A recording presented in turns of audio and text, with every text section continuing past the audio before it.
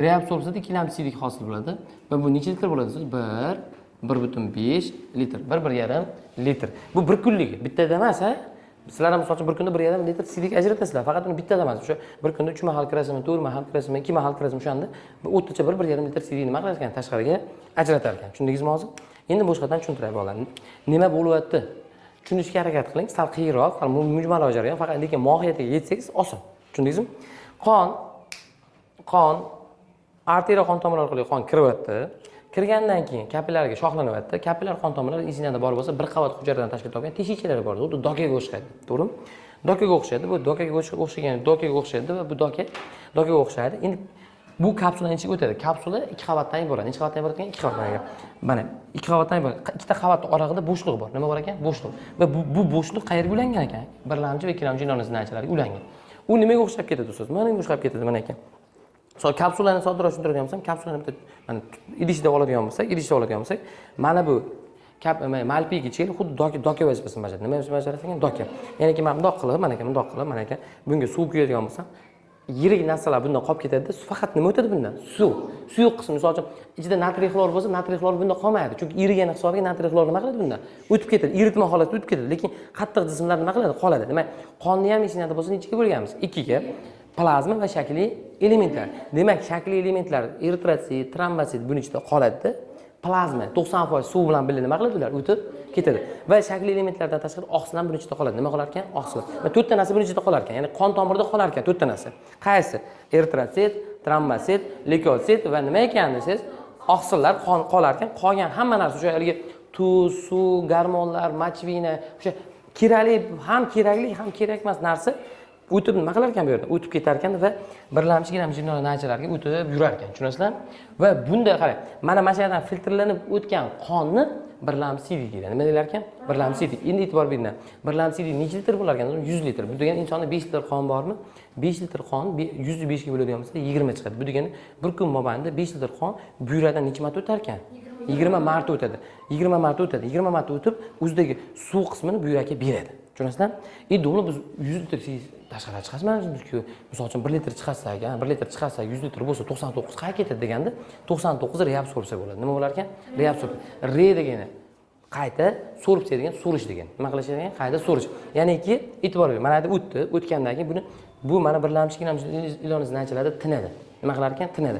Tinganda hali keraksiz bo'lgan mochvina, keratin, sidik kislotalar cho'kadi. Nima qilar ekan? Cho'kadi. Qonni kerakli qismi tepaga nima qiladi? Ajralib chiqadi va ajralib chiqqan qonni mana e'tibor berganimizda mana qon tomir mana kapillar qon tomiri tashqariga chiqdi-da, tashqariga chiqib yana boshqa tomonlarga ketyapti, qaytardi o'zini. Ya'ni birlamchi ilonlarda mana chizgan kapillarlar turi boshqatdan qonni kerakli qismini qaytadan o'ziga nima qiladi? So'rib oladi.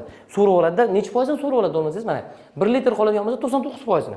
1,5 litr qoladigan bo'lsa 98,5%ni boshqatdan o'ziga qaytarib so'rib mana vena qon tomirlari tashqariga chiqib ketadi. Endi faqat yo 1 litr yoki 1,5 litr nima qoladi? Keraksiz siydik qismi qoladi. Tushundingizmi? Nima? Filtratsiya degani qonni filtrlanishi, ya'ni quyuq qismini qoldirib, suyuq qismini olish. Reabsorpsiya degani ichidan keraksizlarni qoldirib, kerakli qismini qonga qaytarib berish hisoblanadi. Tushuntira oldimmi ekan? Endi domla nimani bilishimiz kerak? Quyidagi narsalarni bilishimiz kerak. Siydik hosil bo'lish jarayoni nechta bosqichdan iborat? 2 ta. Birinchisi filtratsiya, ikkinchisi reabsorpsiya. Hop, filtratsiyada nechlamchi siydik hosil bo'ladi? Birlamchi. Reabsorpsiyada ikkilamchi. Birlamchi siydik 100 litr bo'ladi, ikkilamchi siydik 1,5 litr bo'ladi. Hamma tushundimi hozir? 1,5 litr bo'lyapti. Muammo yo'q hech kimda. Yaxshi. Keyingisi bolalar nima bo'lyapti? Kapsulada malpigi chigeli va kapsulaning orasida nima bo'ladi? Filtratsiya. Birlamchi va ikkilamchi zinachalaridachi reabsorpsiya bo'ladi. Tushuntira oldimmi? Qayda bo'lishini so'radi senga. Tushuntira oldimmi? Bo'ladi. Hop, filtratsiya degani nima degani ustoz? Siz qon buyrak bo'shlig'i, kapsula bo'shlig'iga kirib, suyuq qismini kapsulaga berib, quyuq qismini o'zida olib qolish nima deyotganmiz? Filtratsiya. Reabsorpsiya deb haligi bir hosil bo'lgan birlamchi siydikdan keraksiz qismini kapsulada nima deydi? Birlamchi ilon zinachalaridan qoldirib, qolgan qon tomiriga qaytarib berish nima deyotganmiz siz? Reabsorpsiya. Misol uchun bizning oqava suvlar mana shu buyrakni ishlashidan suv distillanadigan stansiyalar kelib chiqqan. Misol uchun haligi kanalizatsiya hokazo suvlar qaysidir bitta zavodga boradi-da, zavoddan uni birinchi setkadan o'tkazib oladi. Setkada haligi suv bilan birga oqib kelgan qattiq jismlarni ajratib oladi-da, bilasizlar? Ajratib, keyin uni boshqadan filtrlab, keyin daryo kanallarga qo'shib oqizib oladi. Keyin sizlar bitta narsani tushuninglar. Ko'pchilik misol uchun mana shularda sog'liq tug'ilgan tug'iladi. Domlarga ba'zi bir suvni ichsa tahir bo'ladi deymiz-ku. o'sha tahir suv hojatxona suvi tozalangan suv bo'ladimi? Yo'q bo'ladi. Hech qachon hojatxona suvi tozalanishi bilan bakkalashga kuyib insonga ichish uchun berilmaydi. Uni nima qilinadi ustoz? Uni soylarga, kanallarga, daryolarga qo'shib beriladi. Tushundingizmi ekan? Truba chiqazib, shu toza destillangan suv kanalga qo'shib beriladi, kanalda aralashib, uni sug'orish uchun ishlatiladi. Sug'orish uchun, yuvish uchun ishlatiladi. Inson uchun ichish uchun ishlatilmaydi. Domda savol. Nima uchun suvda biz tahir bo'ladi deganda, unda tuz miqdori kam bo'ladi. Hamma tushundimi hozir? Tuz miqdori nima bo'lar ekan? Kam. U o'shaligi o'sha qismda, masalan, mana chortoq suv qanaqadir ta'mi bor, boshqa ta'mi bilasanmi? Chunki bunda tuz miqdori ko'p. Tushundira oldimmi hozir? O'shani singadi. Nima deydi ham xuddi shu. Muammo yo'qmi kimda? Endi toza CD haqida gapiradigan bo'lsa, CD tarkibida mana shu 1,5 litr CD tarkibida, mana 1,5 litr CD tarkibida 5% qattiq modda bo'ladi. Necha foiz qattiq bo'lar ekan? 5% qattiq modda. Ya'ni 95% suv, 5% qattiq modda. Bu 5% dan ham 2% mochvina bo'ladi. Nima bo'lar ekan? Mochvina. 2% mochvina. Endi bitta narsa tushunyapti. Endi bu degan domla qara. 5% bo'lsa, mana 2 mochvina, 3 boshqa moddami? Yo'q, unaqa emas. 5%imizni ham 100% deb olasan, 100% deb olasan, uni 2%ni yoki mochvina. Tushundingmi nima bo'layotganini? Masala ishlayotgan, shunga e'tibor bering. Ya'ni kino 5 yilib, 2 yilib ishlab qo'ysan, katta son chiqib ketadi. Yo'q. O'sha masalan 1 litr suv CD bo'ladigan bo'lsa 5% 5 gram bo'ladimi? O'sha 5 gramni ham 100% qilib turib 2% deb topsang 0,001 gram bo'ladi. Tushundingmi nima bo'layotgan? Ana shuni qilib topasizlar. Muammoim hech kimda axir eslab qoldinglar shu joygacha. Yaxshi. Endi qarang, hali mana yana o'chiraman-da. Nimaga o'chiraman siz? Endi buyrani bo'sh qayrilishi qoldi. Bitta o'tamiz, nima qolibdi? Bo'sh qayrilishi qolibdi. O'chiradi ham sheydiga tushundingizmi? Mana turaversin, tegmaydi. Bu yana ishlaydi-da. Endi qarang. Buyrangni bo'sh qayrilishi men jadval qilib beraman. Tushundingizmi hozir? Jadval qilamiz. Va bu jadval sizlarning hayotingizda biologiyada bir-bir ishlaydigan jadval. Xo'p, jadvalda nimalar bor, bolalar qarang. Birinchisi, qarang, jadvalda filtratsiya bor. Nima bor ekan? Filtratsiya. Ikkinchisi nima bor ekan? Reabsorpsiya. Uchinchisi seeding bo'ladi. Nima bo'lar ekan? Seeding. Jadvalda birinchi ustunda qarang. Birinchi ustunda nima bo'ladi? Mana bularni jadval qilib ajrataylik mana ekan. Hop, bundoq, mana ekan, to'g'rimi mana ekan? Hop, bundoq va mana bundoq holatda. Birinchisi bolalar simpatik nerv sistemasi bo'ladi. Nima bo'lar ekan? Simpatik. Ikkinchisi nima bo'ladi o'zidan? Parasimpatik bo'ladi. Uchinchisi ustoz nima desiz? ADG degan gormon. Nima degan ekan? ADG. Antidiuretik gormon. Uzun so'zni prosta ADG deb qisqartirib qo'yadi. Tushundingizmi hozir? Bu gipofizdan chiqadi. Nimadan chiqadi? Gipofizdan. Bundan oldin ham gipofiz bezdan o'tganda, esingizda bez o'tganimizda birinchisi somatrop gormon edi. Ikkinchisi adrenokortikoid, keyingisi qalqonsimon bezga tireotrop, keyingi jinsiy bezlarga gonadotrop va qon mahsulotidik, qon tomirlarini to'ratiladigan gormon vazopressin. Va bu yerda yana bitta kelyapti. Nima ekan siz? ADG. Nima nechta gormon bo'ladi? 6 ta gormon bo'ladi. Tushunasizlar? ADG. Endi keyingisi o'zimizga tanish gormon tiroksin. Nima ekan? Tiroksin qalqonsimon bezdan ajralib chiqadi. Endi qarang, esingizda bo'lsa simpatik nimadir kuchaytiradi, parasimpatik nimadir nima qiladi? Pasaytiradi. Lekin e'tibor bering, inson tanasida ikkita joyda teskari ishlaydi. Ovqat hazm qilish bilan ayrishdi. Esingizda bo'lsa simpatik ovqat hazm qilish pasaytiradi, parasimpatik kuchaytiradi. Aksincha, buyrak ham shunaqa. Simpatik siydiga ajralishini kamaytiradi, parasimpatik kuchaytiradi. Tushuntira oldimmi? Endi qarang. Simpatik bilan parasimpatik bu nerv sistemasi. ADG bilan tiroksin bu gormon. İnson tanasi ikki xil usulda boshqaradi. Gormonal va nerv sistemasi bor. E'tibor bering. Simpatik va parasimpatik nerv sistemasi ko'proq qon tomiriga ta'sir qiladi. Nimaga ta'sir qilar ekan? Qon tomiriga.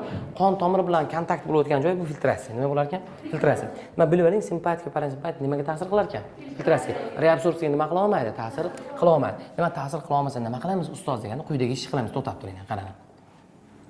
Ta'sir qila olmaydi deyapmizmi? Ta'sir qila olmaydi desak, bunga demak mana x qo'yib qo'yamiz. Nima qo'yib qo'yamiz? X. Endi aksincha ADG bilan tiroksin filtratsiyaga nima qila olmaydi? Ta'sir qila olmaydi. U nimaga ta'sir qiladi? Reabsorpsiyaga. Nima bunda BX qo'yamiz mana ekan.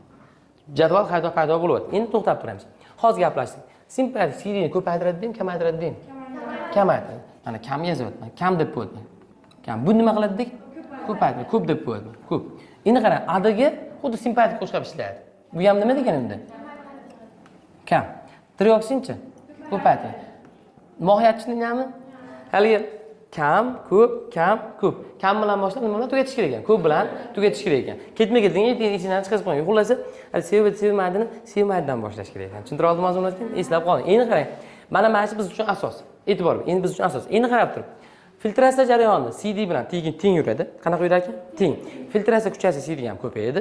Filtratsiya pasaysa CD ham kamayadi. Lekin reabsorpsiya teskari yuradi. Nima qilar ekan reabsorpsiya? Teskari. Nima?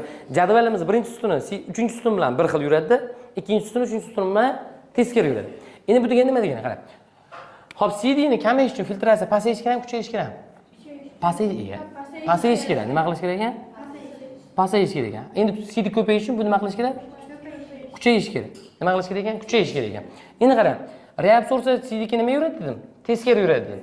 Teskari yuradi degan CD kamayish uchun u nima qilish kerak? Kuchayish kerak. Bu CD ko'payish uchun bu pasayish kerak. Demak, CD bu yerda kamaygan. Bu nima qiladi? Kuchayadi. Kuchayadi, to'g'rimi ekan? Misol uchun kuchayadi. Hali bu yerda CD ko'payib, bu nima qilgan bo'ladi? Pasaygan. Kamayadi degan tushuncha yo'q, chunki bu jarayon-ku. Jarayon kamayib qolmadi, u pasaydi, kuchayishi mumkin. Tushunasizlarmi hozir? Nima jadvalni tushunib oldinglarmi? Eng asosiy kerakli jadval. Mana shu jadval sertifikatdan tortib ruxsoni nimagacha tushadi desangiz, sertifikatdan tortib DTMgacha, hattoki attestatsiya o'qituvchilarining testlarigacha tushadi. Va hozirgacha hamma o'quvchilar ko'proq xato qiladi mana shuni. Men bilaman, qon guruhlarini ham o'rgatib qo'ydim, ichingizda bo'lsa, oson tuzishi. Bu mashinadan savol tushdimi? Birinchi qon guruhlaringizni jadval tuzib ol. Nima jadval tuzishi birinchi qoidasi. Jadvalni bunaqasiga 4 ta ustun, bunaqasiga necha ustun bo'lar ekan? 3 ta ustun bo'lar ekan. Bir bunaqa tikkasiga yozadigan, vertikal yozadigan ustun birinchisiga simpatik deysan, ikkinchisiga parasimpatik, ikkinchisi adigi, trioksin. Tushundira oldim? Bunaqasiga yozasan, filtratsiya, reabsorsiya, CD. Tushundira oldim? Va CD ni yoz, birinchi CD ni yozib ol. Qanaqa? Birinchisi kamayibdan ko'p, kam bilan tugab, ko'p bilan boshlanadi. Nima? Tugaydi-ku. Nima? Birinchisi kam, ikkinchisi ko'p, uchinchisi kam, to'rtinchisi ko'p. Yozib olding. Endi eslab, do'lama aytadi. Birinchi jarayon mana. Birinchi jarayon CD bilan bunday yuradi, ikkinchi jarayon CD ga teskari yuradi. Tushunasizlar? Nima mana endi bu kamayibdi, bu ham nima qilish kerak? Pasayish kerak. Bu ko'payibdi, bu ham bu kuchayish kerak. Endi mana teskari yurgandan keyin bu kamaysa, bu kuchayish kerak, bu ko'paysa, bu pasayish kerak. Tushunasizlar? Va do'lama aytgandilar. Birinchi va ikkinchi, birinchi juft birinchi nerv sistemasi, ikkinchisi nima edi? Gormonmidi? Nerv sistemasi birinchisiga gormonlar, ikkinchisiga nima qiladi? Ta'sir qiladi va qiladi. Mana bu birinchisiga ta'sir qilyapti. O'shuning uchun bunga yozyapmiz. Bu ikkinchisiga ta'sir qilyapti. Tushunasizlar? Ta'sir qilgandan keyin bu pusto qoldiraman, ta'sir qilmagan joyda nima qilib qo'yaman? X qilib qo'yaman. Tushundira oldimmi hozir? Ya'ni X qilgan nima degani qarang. X qilgan quyidagidan iborat. Nima degani X? X degani songa savol berib qo'ydim. Misol uchun, buyrani boshqarish haqida ma'lumot top desa, simpatik nerv sistemasi reabsorsiyani kuchaytiradi deydi. O'zi reabsorsiyani qo'shishi xato nima degani? Xato. Chunki simpatik reabsorsiyaga nima qila olmaydi? Ta'sir qila olmaydi. O'shuning uchun buni javobdan nima qilish kerak? Chiqarib tashlash kerak. Tushuntira oldimmi hozir? Shunisiga. Mana jadvalni yaxshilab eslab oldinglarmi? Muammoim hech kimda axir. Tushundinglar o'zim bo'layotgan. Mana jadvalni liboy payt uxlayotgan paytdan turg'izib so'rasa aytadigan bo'lish kerak. Buyrak mavzu tushunarlimi? Yaxshi. Oxirgi mavzu qoldi nima? Buyrakning kasalliklari. Buyrak kasalliklari birinchisi. Buyrakda nefron bo'lar ekan, bildinglar-a? Miyada nima bo'ladi? Neyron. Nefronni yallig'lanishi nefrit deyiladi. Nima deylar ekan? Nefrit. Nerv yallig'lanishi nevrit deyiladi. Yana o'sha gap. Buyrak yallig'lanishi nima deymiz? Nevrit deymiz deb aytgan odam ketdi. Nima buyrak yallig'lanishi nima deyotganmiz? Nefrit. Oshqozonning gastrit deysizlar, bira. Endi buyrak ketdi. Endi CD degan yallig'lanishi o'sha yerga gap. Ko'p boradiganlar bor-ku. Sistit kasalligi juda yomon kasallik. Sistit kasallik shunaqa kasallikki, rosa uxlagan kelgan paytda kelaveradi-da. Bilasizlar, sistit kasalligi bo'ladi. Sistit nima keyin og'rigan bo'ladi. Sistit kasalligi bu CD degani yallig'lanish. Tushuntira oldimmi? Keyingisi CD chiqarish yo'li bor. Nima bor ekan? CD chiqarish yo'li. CD chiqarish yo'lini yallig'lanish ureter deyiladi. Nima deylar ekan? Ureter. Va shu joyga qolib ketdi. CD chiqarish yo'lida halqasimon muskullar bor. Qanaqa muskul bor ekan? Halqasimon muskullar. Halqasimon muskullarning vazifasi o'sha yerga shimni asrab turadi. Shunda ham nima qiladi siz? Ular CD to'plangan paytda siqiladi, CD chiqqan paytda bo'shashadi. O'sha adashib siqilmay qolib ketsa, kechqurun tushingdan dengiz cho'milganingdan ko'rasizlar-da. Bu muskular harakati shartli refleksga bog'liq. Nimaga bog'liq ekan? Shartli. Bu degani shartli refleks hayot mobaynida nima qilish kerak? Orttirish kerak. O'shuning uchun yangi tug'ilgan chaqaloqlar pampers taqib yotadi. Tushundira oldimmi? Bu reflekslar inson miyasiga buyrug'iga qarab bo'ysunadi. Tushundira oldimmi hozir aytgan? O'shuning uchun yosh bolalar bu refleks to'liq shakllanmagani uchun liboy payt shundan hamma yo'lni ko'klab oxlab qo'yadi. Muammo ham kimda axir? Yaxshi, sizga tushundinglarmi? Yaxshi.